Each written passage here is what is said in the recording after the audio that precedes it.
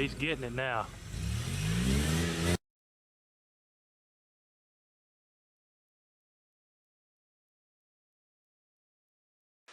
Hey everyone, welcome to Metal Customs. Of course, we're back on our 1968 Mustang project, the coupe, the fastback conversion, and then some. Yeah, we're going all out there on this one. This thing is going to be one awesome ride when we finally finish with it. But in the meantime, we have a lot of work to do. I've been out here today doing some seam sealing, and I'm tired of that. Well, this stuff is thick.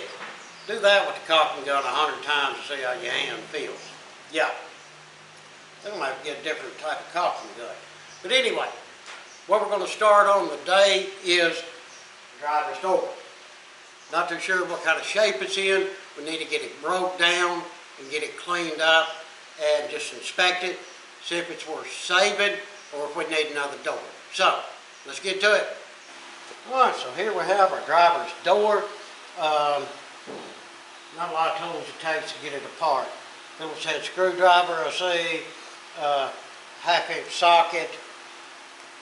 I got a scraper so we can get all this rubber off of here. Of course, a label bag to put all the bolts in to keep up with it. And wire brush. The first thing we need to do is get the window out of this thing. Somebody's already been working on it some. Let's just see where they're at. Got the door stripped down. Going through here and just hitting places with the wire brush. Now you can plainly see this is all Bondo through there. And as you come down, all of this is just rusted out.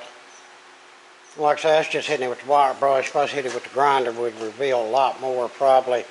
Same way through here. This whole bottom edge, you can see has some rust in her. There. Yeah, rust holes coming through. Same way here. In that area, and I hit that with the wire brush some, and that looks like Bondo. So, let's flip it over and take a look at the skin and out of the door and see just how bad it is. Alright, after just taking a wire wheel to her right quick, this is all busted up and broken here. Well, it's here, it's here. Somebody tried to fix it before and it just didn't hold. We do have some light Bondo up here, some heavy up here. Some up towards that top. It's like every place I hit, got like a skim of Bondo. But down there on the bottom, you see we just have rust holes through it. And I'm only hitting a couple of spots. I didn't get the metal there. That's all Bondo. Rust, Bondo, rust. You know, rust. Bad rust. A lot of Bondo. I haven't come up on here anymore, but enough to know there's Bondo there and there's Bondo there. I guarantee you if I was to hit that spot, it'd probably be the same. I think somebody just Bondoed this whole door probably, which I don't know who done it. But you look across that door. Somebody laid some pretty mean Bondo, I'll give them that. But as far as me grinding this door down, fixing all the rust underneath it, and it being broken over there where the door latch is, I'm not real sure of it, guys. This one here, my customer, I think he's supposed to come by tomorrow. I'm going to show it to him and let him make the decision. I mean, if it was my car, I would buy a new door, which he probably will. But, yeah, there's what we come up with on the door. Well, since the door may not pan out, and I'm going to wait for the owner to tell me what to do with it. I want to stay busy. So I went ahead, took everything off the rear end. Now what I want to do is pick it up and put it over here on the other lift, get all this welding done, and I have another setup I'm going to put in there for a shock. I'm going to run another shock right between the coil springs, straight up and down. Because sitting there thinking about it, doing more math and everything, them angle shocks, they may work just fine, but it may not be enough to give a nice smooth ride.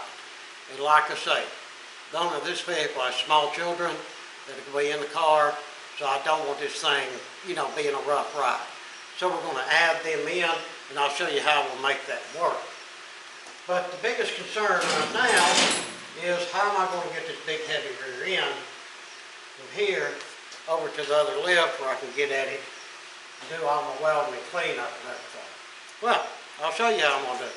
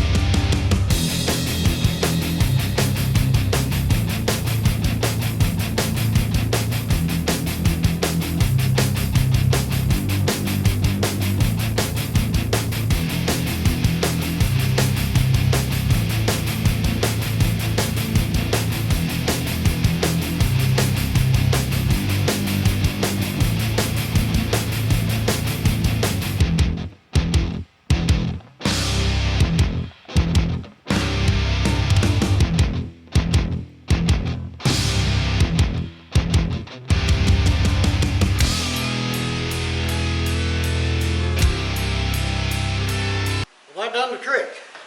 When you work by yourself, you got to think of ways to be able to do stuff. I mean, I can't pick it up. I don't think I can. I'm not even going to try it.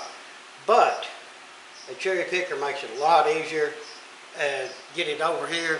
My back feels fine, didn't hurt nothing. Took a few minutes, but hey, that's cool. So now that I got it over here, what I plan on doing is, of course, did a lot of grinding. Get rid of all this slag here, but we cut that off. Finish welds on pieces that I haven't got yet. We'll get some more weld on top of this. Fill in that gap. Clean up that hole. You know, miscellaneous stuff like that. Gives a little bit more weld in here where we can get it ground down. Where it's a nice smooth transition, not just a, you know, a hillside going down. We really want it to look nice. But, yeah, like I say, just a lot of grinding, a lot of welding, then a lot of grinding. So, enough yapping, I'm going to get to it.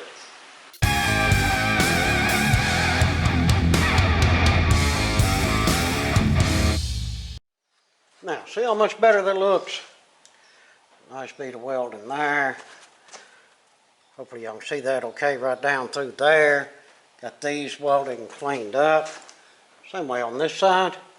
Yeah, just a nicer, neater look. Yeah, I like that a lot better. Alright, now, keep on keeping on. Oh, we finally got all of that ugly weld ground off of there. Yeah, that didn't turn out too bad at all. Now that, I'm going to tell you, took a long time. Now what we're going to do, we're going to do some welding and some cutting. I'm going to show you how I'm going to fill this hole up here and get it straight. And we need to cut these here off because we're only using these two. But that works to our advantage. We can cut this one off and then take the other side of this one and use it on our top for our other shock that's going to be going straight up and down. So let me go ahead. I'm going to cut these and then measure out, get these cut the same, and I'll show you how we'll set that up.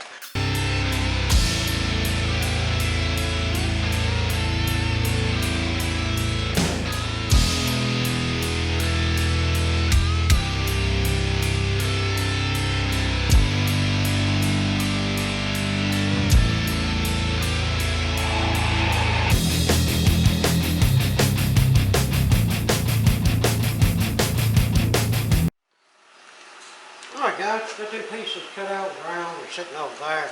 We'll get to that in a minute.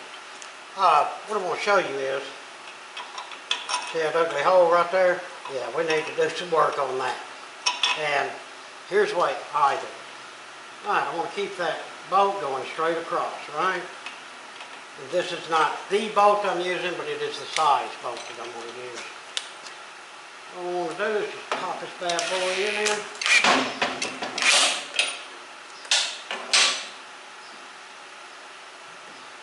I'll take a second look at it to make sure. Yep, it's straight across. And we'll just grab the magic marker.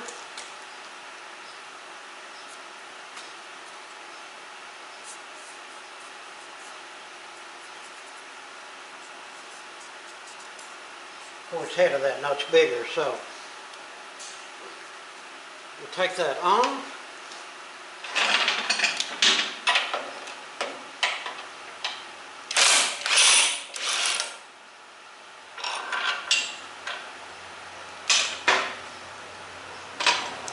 Like so. Now, as you can see, if we bring the bolt through here, basically hold it good and tight. How much we need to do. And since, like I say, the nut's so big around here, just go in however much you think you need to and weld the rest of that up. What I'm going to do is be 100%. I'll hold this bolt in there. Right there looks good and level. And we'll go around the bolt.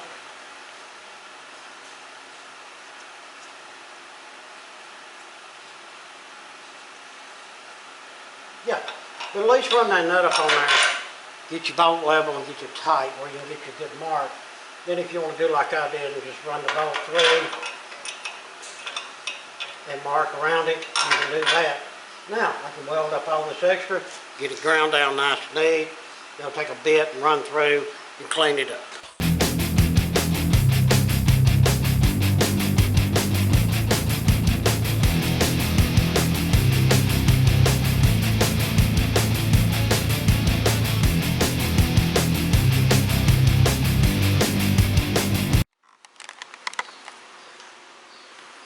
Alright, finally got them holes drilled through there. Outstanding. Now, we'll get a little stands welded for our shop. I can find my pressure end. Here it is. Alright, I know the shocks need 1.5 inches of space. That's what this little chunk of metal is here. So basically, it ain't rocket science.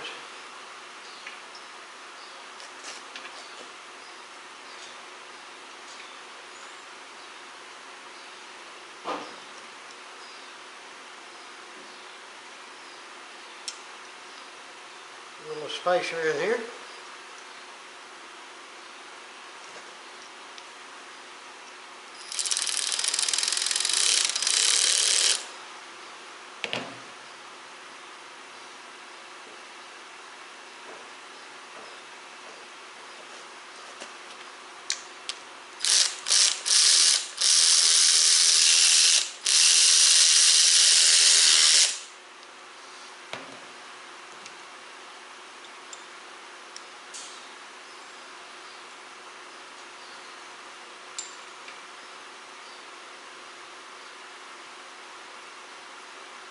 Yeah, we got our shock mounts done and welded, got them cleaned up, ready to rock. And yes, the coil spring will fit. It's going to be one of the things that have to come down, go like this and put it on without the bolt in. Make sure the shock's in there, then put the bolt in there. But it'll fit and it'll work. I need to go over to the car. I've got it marked. I'll go ahead and get them holes drilled for the top of the shock to go through. And besides that, as far as the rear end goes, guys, all I need to do, I need to take it apart, I need to take the weight off, take this off, and basically just do a lot of cleaning. Like I say, you know, new seals, and all that stuff and get this thing painted. I'm not going to get that on video because that's just a bunch of sanding and painting, and that's a little bit boring. But yeah, not looking bad. I'm happy with the way everything turned out and the way everything's going to work. Do need to order some new upper bushings for this. They just knock out and these knock in, no big deal. But we'll get that taken care of as well. Well, I'm getting it cleaned up, but I was wanting to show y'all something. If you want to do like a really slick job for like a total show car piece, let's say you're doing a rear end or any part for that matter. Well, for one, get your welds a little bit cleaner and ground down. But big thing is casting marks. Y'all can see that lip right there, and it's got one over here. I'm going to show you how to get rid of them and make that section look really nice. First thing we'll do is just grab the hand grinder.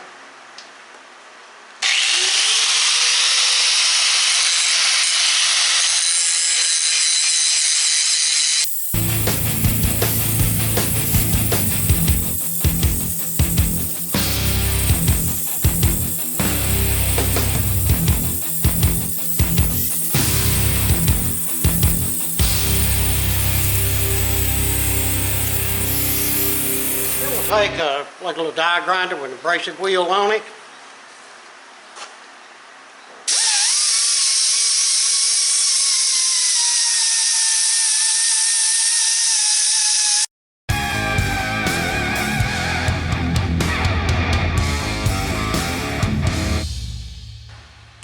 And you can see just what that little bit of work, how much difference it made on that part right there.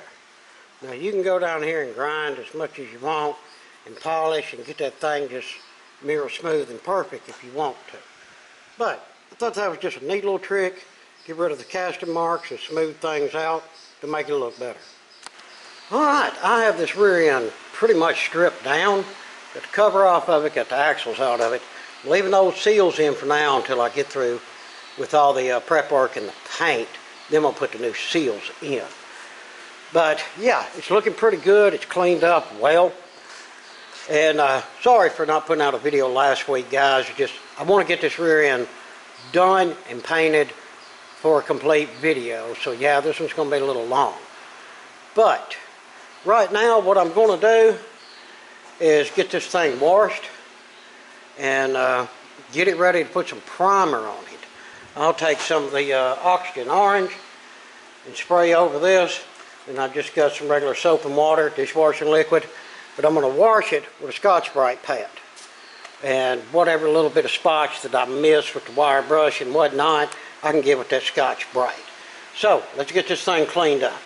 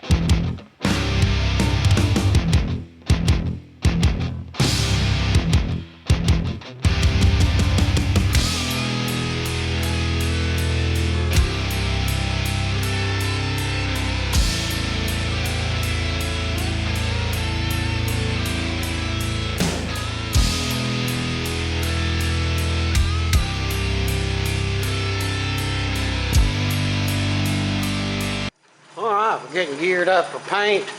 I cannot get this rear end into the paint booth, so I'm going to paint it right here.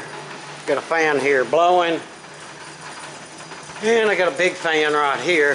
So hopefully the overspray will be at a minimum. I've got the other parts in here in the paint booth. There's the axles and other parts I got hanging up on my old homemade rack here, which, hey, it works.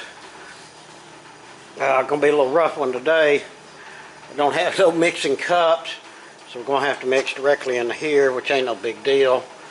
I'm just gonna use this little cheap gun here. It's got a 1.4 tip in it. I think it'll work perfect for all this stuff. Man, what are we spraying today? Well, I wanted to pick a paint that would last and be strong and durable. So, I grabbed some of this from TSC, Tractor, Truck, and Implement. This is an oil-based enamel, gloss black. But the thing about it, this stuff takes forever to dry. But that's okay. At least we'll get good coverage on our parts, and they will last. That's the important thing. Now let's see if we can get this paint shaken up. I bought this little paint shaker, of course, you know, from Harbor Freight, and I haven't used it yet. When I get the new paint booth built, I'll permanently mount it, but for now, maybe this will work. So let's grab us some air and plug it up, put a little can in there, and just see if the thing even does anything.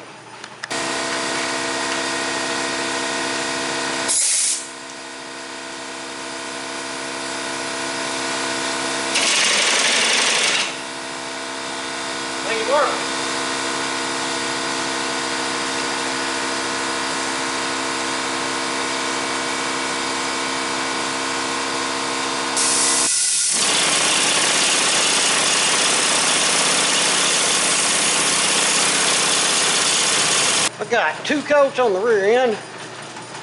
Yeah, it's looking good, shiny. I know that stuff will really jump up there and help protect that rear end. And I got 2 coats on all the other parts. If I can open up the door. Yeah, there's the axle, fronts, and all these parts here. You know, like I say, that this stuff has a really, really nice shine to it. Yeah, if you just want a single base, it's going to be tough. We're painting parts like this. Yeah, that's not bad at all. But let me tell y'all, I could not use my purple gun with the 1.4 tip. I just didn't want to spray it. I had to grab my other gun, and I went a little bit beyond, but I put a 2.0 tip in it. 1.7 probably would have done it, but the 2.0 tip, it laid out a lot of paint. But that is that. Hey, at least we got that accomplished. Looking good. So in the meantime, what I've been doing is running that seam sealer.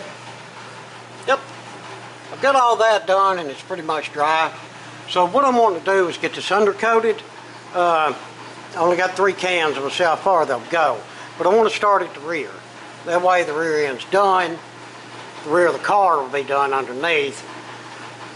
And when I put the rear end in, then everything will be pretty much completed except for choosing the right shocks and of course the right height springs. But that's no biggie. But here's what I picked up. Some of this Rust-Oleum Undercoating Pro Grade. Oh yeah, rubberized black. And we're going to give this stuff a try.